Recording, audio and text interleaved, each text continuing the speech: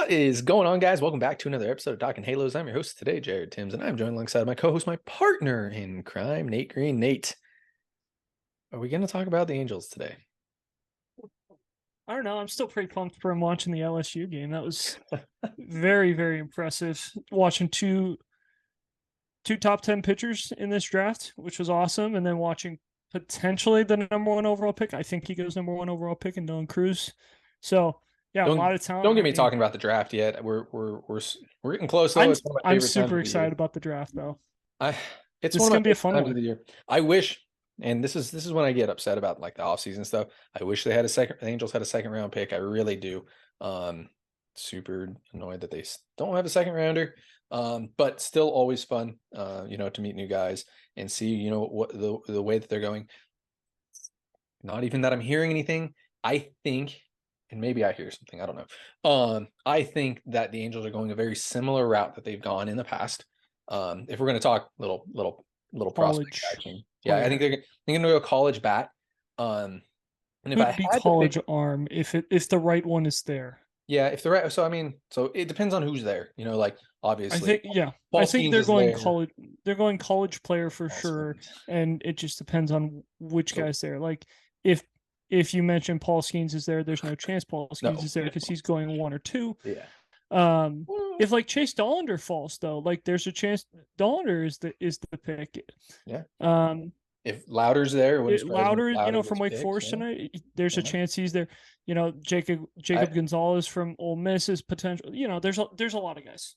Yeah. No, I mean, if I had to say my piece, I think they go very similar to what they did in the past. I know we'll always get the world famous Taylor Blake Ward on to talk some prospects, talk some draft with us before the draft and after the draft. So expect that here in the coming days and weeks. I know the draft is getting relatively close here. With that being said, though, I think they're going very similar to what they've done in the past. I think they're going to go college bat, depending on who's there. However, like keep your eyes out for the high schooler Aiden Miller. Is a third baseman. Dude absolutely rakes. That's been on a lot of draft boards lately. Don't pay too much attention to draft boards unless you want to get your hopes let down. I don't think anybody had the Angels picking Neto last year. I think maybe one or two people super late had that. But yeah, I was one of them, by the way. I said watch out for Zach Neto about a day or two before. If you ever go back and listen to that podcast, I was pretty spot on with what I thought they were going to do. Then I actually had them picking Joyce in the third as well. So have fun. A lot of people had them taking college pitcher last year, and they were in between a couple college pitchers, and it didn't go that way. Yeah, yeah. I'd have to go. I'd honestly like to go. I'd have to go back and look at my notes and see exactly what I thought they were going to take. I know I did mention Neto, very very late. With who they were. Gonzaga kid who went to Hughes. Yeah, Hughes was up there. A big name. Yeah, there were a couple of pitchers where it was like, oh, they're probably going to take a pitcher. It makes way too much sense, and then all of a sudden, last minute kind of shifted on them. So you just never know. The draft is always an absolute blast of a time. You know what is not a blast of the time though? The way the Angels played against the Dodgers, Nate. How you feeling about that? Because we can't wait before you get going. You cannot be negative. You have to only be positive because we got called out about being negative. So you can only be positive about the Angels not scoring any runs and getting. I'm positive that the bottom of the order is the worst bottom of the order that you could run out there right now. No, good to see Reed Detmers throw the ball well. I mean, against the Dodgers, no matter what lineup they're running out there, I honestly don't think the Dodgers lineup is very good right now. I don't. I don't think the Dodgers are very good. Like you look at what they threw out there, like yes, Clayton Kershaw is still Clayton Kershaw. He's a Hall of Famer, but like to lose to a bullpen game, granted, like look at Gratterall. I love Gratterall. Gratterall's one of my favorite pitchers in baseball. I love the heater, but to lose to a bullpen game, that's kind of rough. But I mean, if you talk to us coming into the series or you listen to the podcast coming into the series, you wouldn't be surprised because we did, I think, say that, this lineup is not looking all that sharp right now.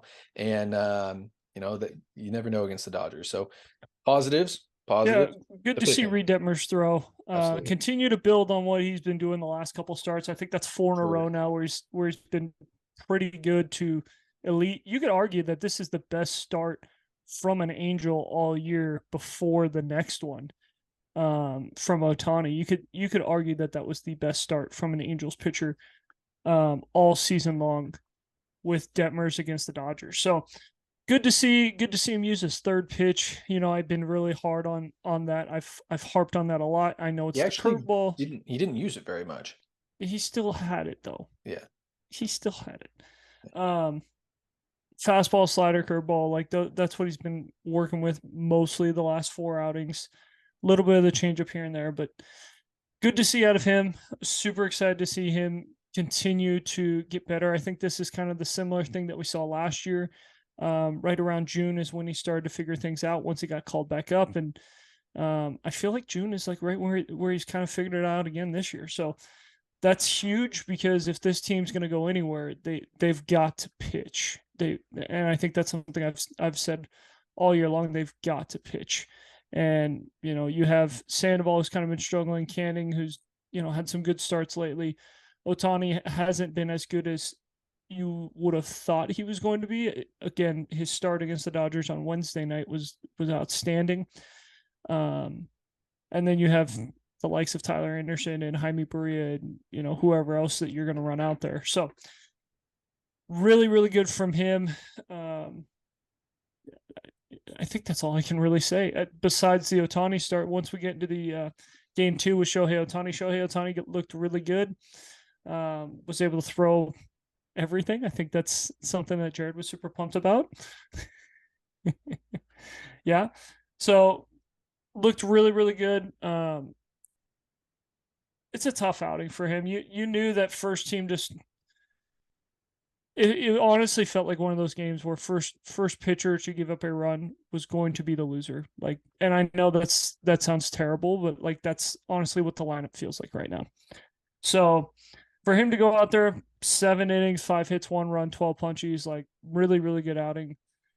You could still argue Detmers has the best outing all year because it was a 7-inning shutout, but what Ohtani did with the 12 Ks, the 2 walks, he looked more like his old self, more what you saw late last year and maybe the first couple starts this year. So those are probably the only 2 positives from the series. I have another positive. Go ahead. They lost 2 games, yes. They didn't use very much bullpen, which is huge. Like in losses, especially when you're playing the Dodgers, I feel like you expect to use the bullpen a little bit. You got 2 guys that go 7 innings. You only threw 4 innings of bullpen usage. You have a pretty rested up bullpen right now going into Colorado, which is where you need it too.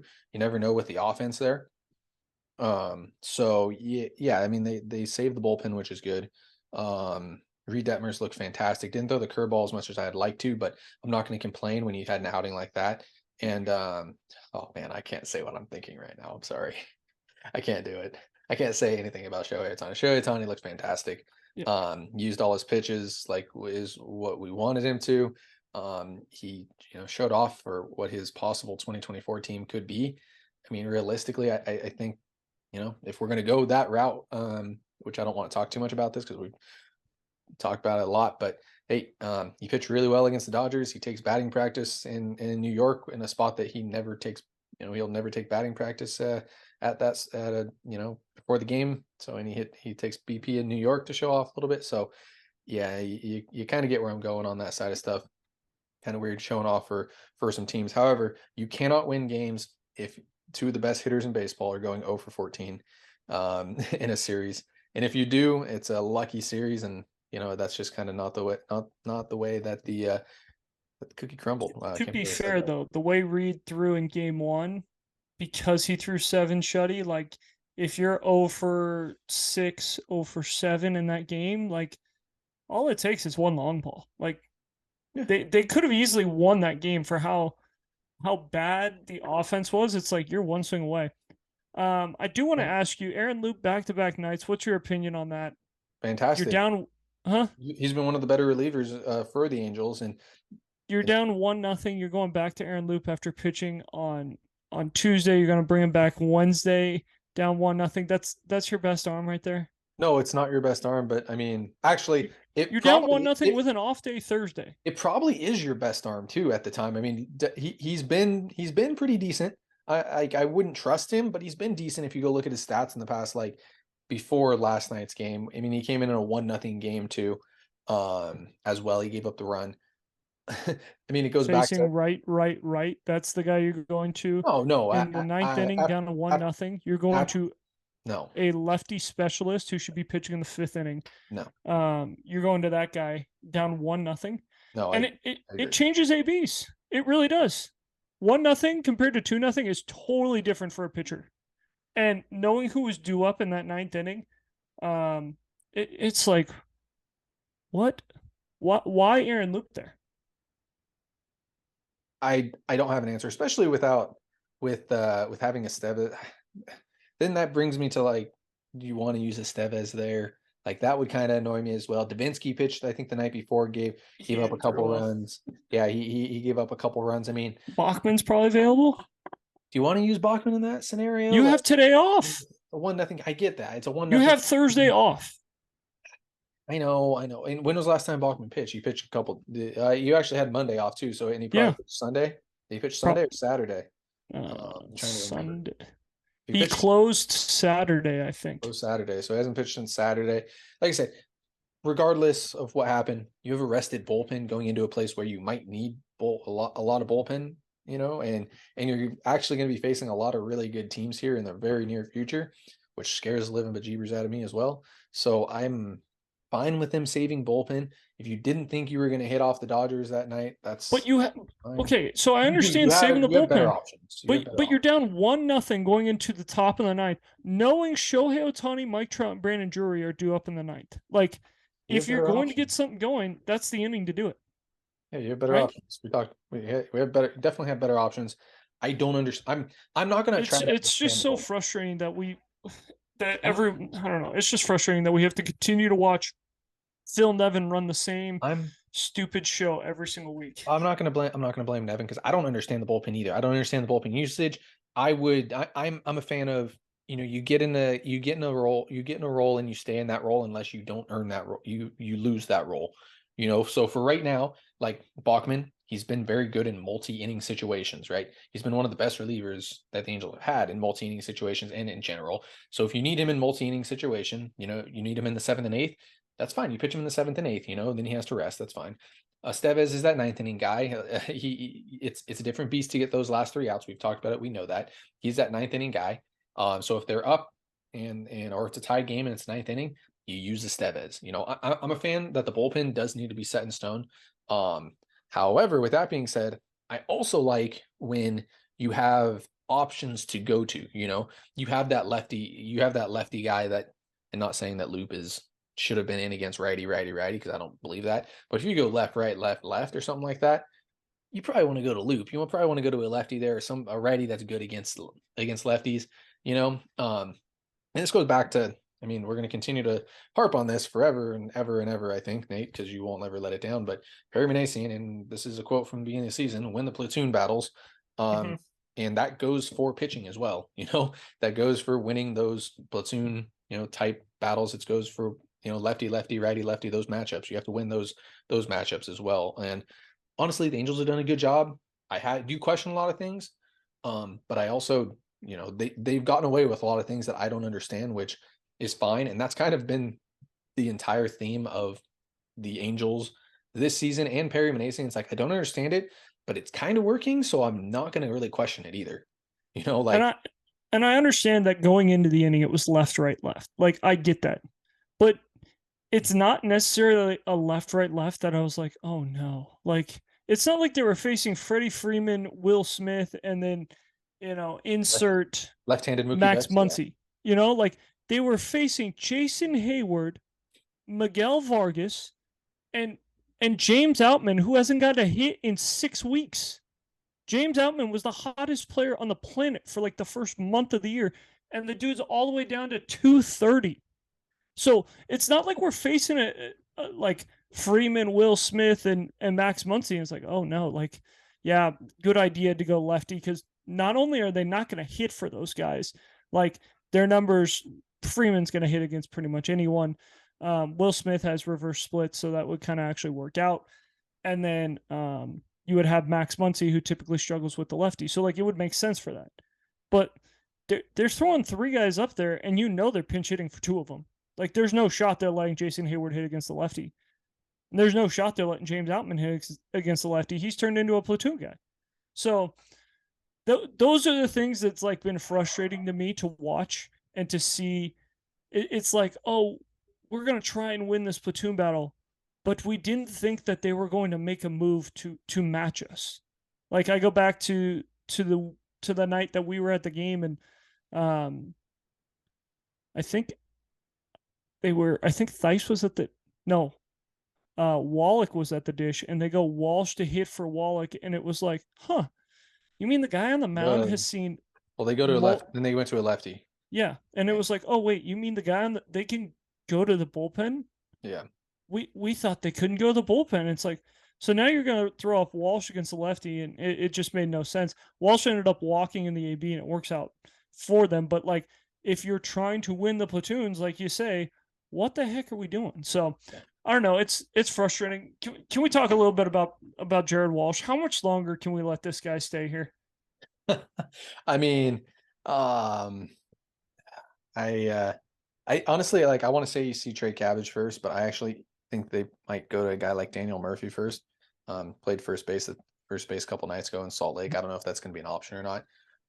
I know you also have the option of maybe trying Renfroe out at first base and throwing Adell in the outfield as well. I mean, I think Adell. I know I want to see Adell get consistent at bats down in AAA, but if he's going to get consistent at bats at the major league level, like, this would be the time to do it and see what he has, because you need some offensive help in this order. And if you're not going to go trade for somebody, if you think you're going to be a winner, you need to go find some type of offensive help.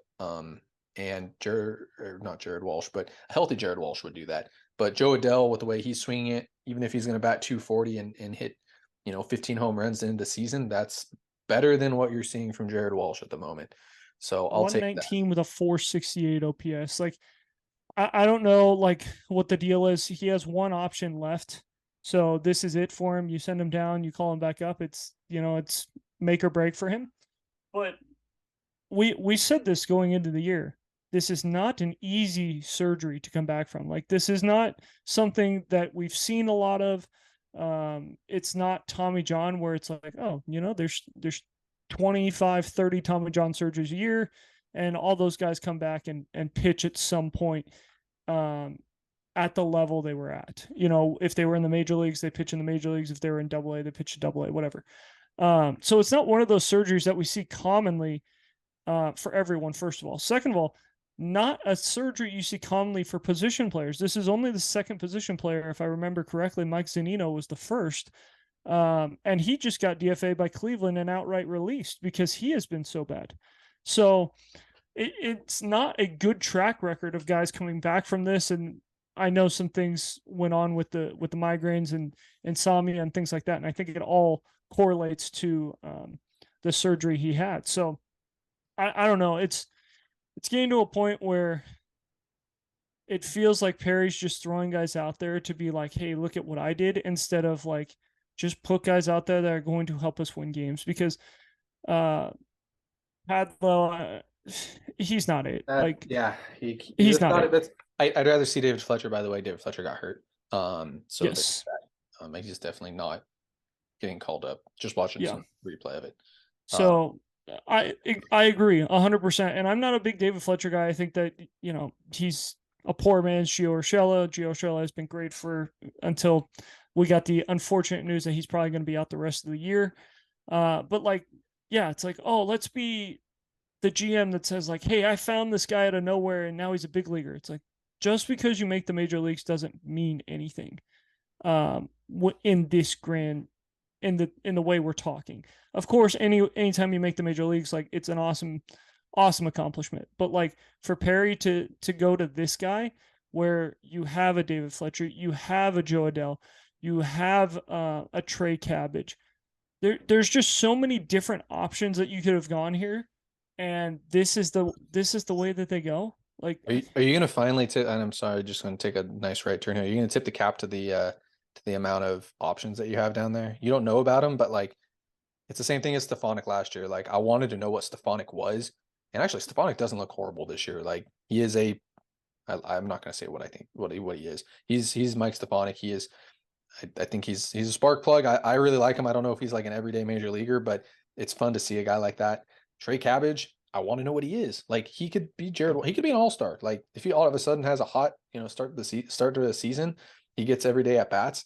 All of a sudden, he's got 20 home runs at the all-star break, and it's like, well, we're talking about Trey Cabbage being an all-star, like yeah, that's what Jared Walsh did. So yeah, there's a lot of guys that I want to know what they are, like you got some guys in Double-A, Jeremiah Jackson. What is it? What is he? Kyron Paris. What is he at the next level? Like there are a lot of Joe Adell, and too, I want to see Joe Adell get consistent at bats at the major league level. He hasn't done that yet in his career. He's only 24 years old, I think. So there's still a lot of really intriguing players, and I would say we're not being very negative. That's the one thing too, is like over the last couple of years, we haven't really been able to see these guys.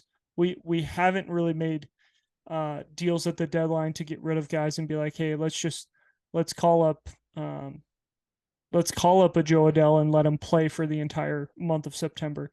Let's call up a guy like Trey Cabbage and find out, is he Jared Walsh 2.0, or like, is he the all-star version of Jared Walsh, or is he the version of Jared Walsh we're seeing right now? Because if he's the all-star version, great. If he's not, then doesn't matter. You can get rid of him and move on. Like, it doesn't hurt anyone. So yeah, it's definitely one of those things right now where you're looking at that bottom of the lineup going, oof.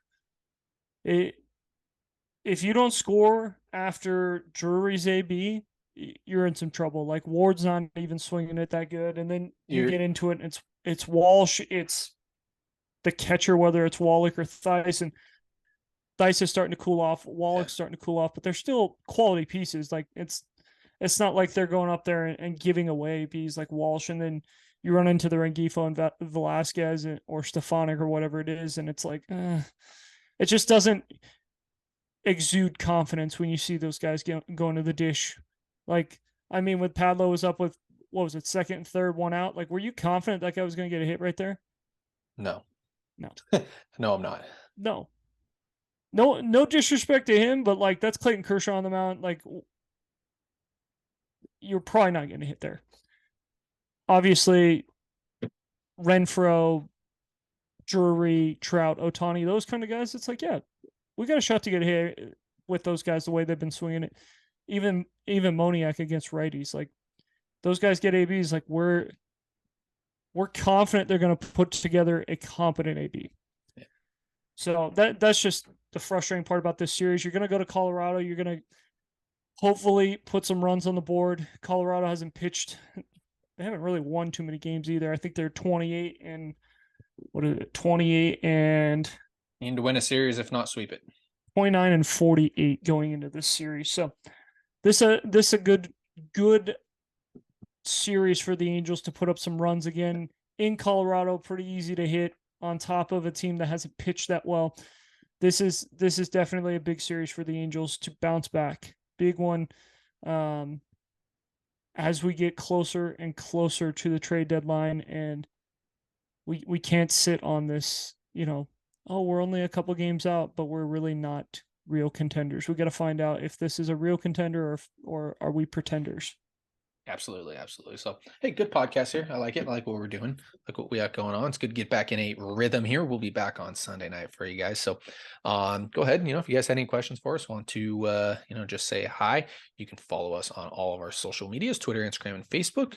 You can follow myself on Twitter, Jared_Tims, Nate at NateGreen34. Guys, thank you so much for listening. Have a great rest of your day.